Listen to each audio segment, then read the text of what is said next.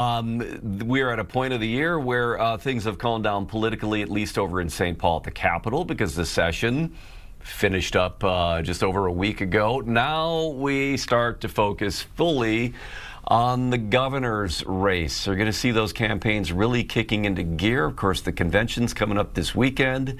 Governor Walz not in the running, which is how Senator Amy Klobuchar stepped in and is widely seen as the front runner, that no one's even going to really challenge her. On the GOP side, a little more open here and some question marks. So we're bringing in Blois Olson, our political analyst. Blois, good to see you again. How are you? I'm good, Rob. I hope you had a good birthday. I did. Thanks for remembering that. How did you? Oh, it's on your calendar, I bet, huh? It is. You actually, I believe, were the very first person to text me on Sunday to wish me a happy birthday. You have that distinct honor. Well, I'll take that honor. It's a good thing on a holiday weekend. I'm impressed. Yeah, my birthday was on Sunday, so I enjoyed it with a nice round of golf up in Siren, Wisconsin.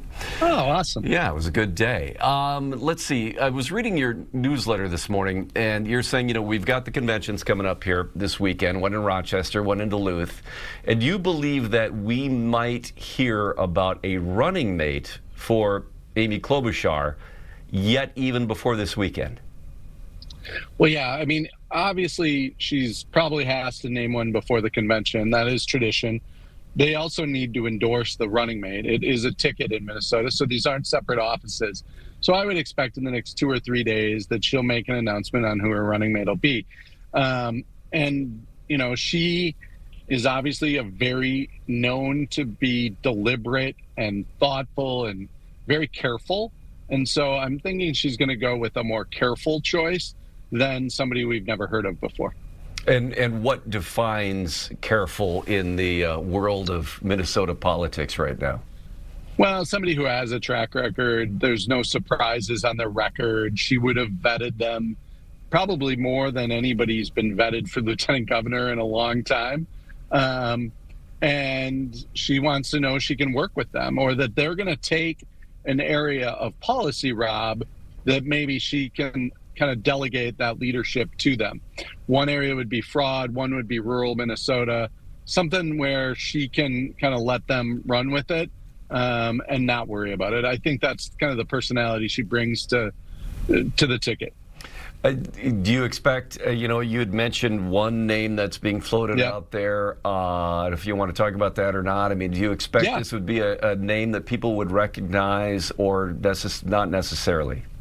I think the safest choice for her is Tom Peterson, who's currently the ag commissioner.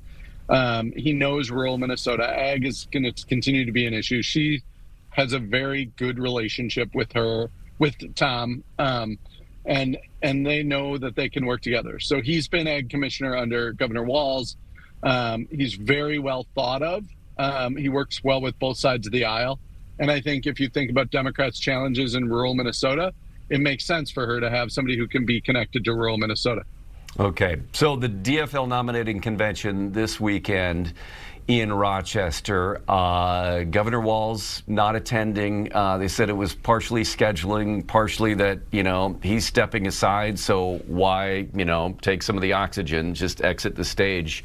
I mean, what do you expect at this convention? It doesn't sound like there's going to be really any drama to this one.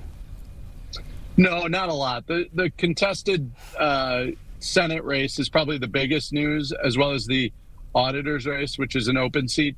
So, no, there's not going to be a lot of drama out of the DFL. Peggy Flanagan's largely favored in the Senate nomination, but Angie Craig's expected to go to a primary. On the governor's race, I think it'll be the reception of Klobuchar and her running mate that will be the thing to watch in Rochester, because even Governor Walz in 2022 was booed by a certain element that didn't think he was liberal enough. And we've seen some pushback from the far left against Klobuchar within the DFL. Now, candidates get frustrated because there's pushback, or that it gets highlighted or maybe over-amplified. But I think that's a reality of the Democratic Party right now, is that even though Trump's approval ratings are really low, they have some housekeeping in their own party on key issues that they can't unify around, and they want to before the general election. All right. Well, the GOP nominating convention this weekend in Duluth. House Speaker Lisa Demuth expected to get that nod. But Mike Lindell, My Pillow, released some internal polling that, in his polls anyway, shows him just ahead of Demuth. I mean, what are your thoughts on that? Republicans have a tradition of their endorsed candidate getting through a primary. That's different than Democrats. Democrats usually have the non-endorsed candidate win the primary. So on the Republican side, the idea that Lindell is going to go to a primary in August, I think, sets up a race. Now, the real question is, how much resources does he have to spend on that race? And how much does Demuth want to spend on that race versus getting ready for a general election? In theory, she should be the front runner for the general election. I just don't think, or for the primary, excuse me. But I just think not a lot of people know her. But once she gets the nomination, if she does, she'll get it.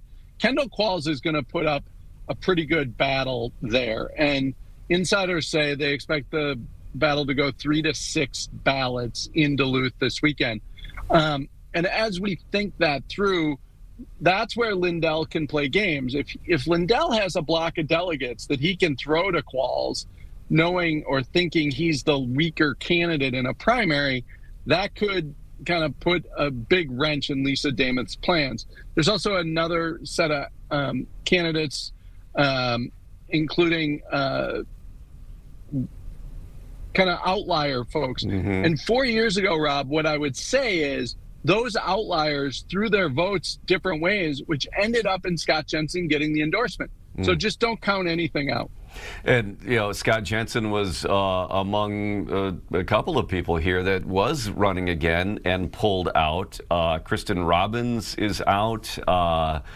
Attorney who was running is out. Yeah, that's. How did that change any of the race at the top? Did it make any impact by losing some of those candidates on the GOP side? I think people consolidated around Speaker Demuth faster. She's been able to raise significant money. There's also outside groups, super PACs, that are spending on her behalf. And I think some of that doesn't come along as quickly as it does if Mattel stays in the race or decides to spend his own money. Okay. So at the end of this weekend, what are your expectations? Do you have a political prediction? Well, what I said this morning, I think Demuth is favored. Lindell will go to a primary. We'll have a contested primary in their U.S. Senate race, too, because Adam Schwarzy is expected to get their endorsement, but Michelle Tafoya will run in the primary. And then we'll have a DFL U.S. Senate primary between Angie Craig and Peggy Flanagan. So you know what, Rob?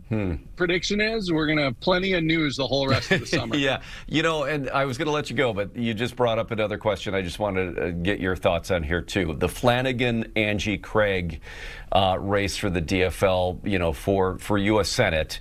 You know, Angie Craig is somebody that's been in Congress, kind of has a track record in Congress. Peggy Flanagan, though, Lieutenant Governor, seems to be racking up a longer list of endorsements in state politics. What is the dynamic that's going on here between these two?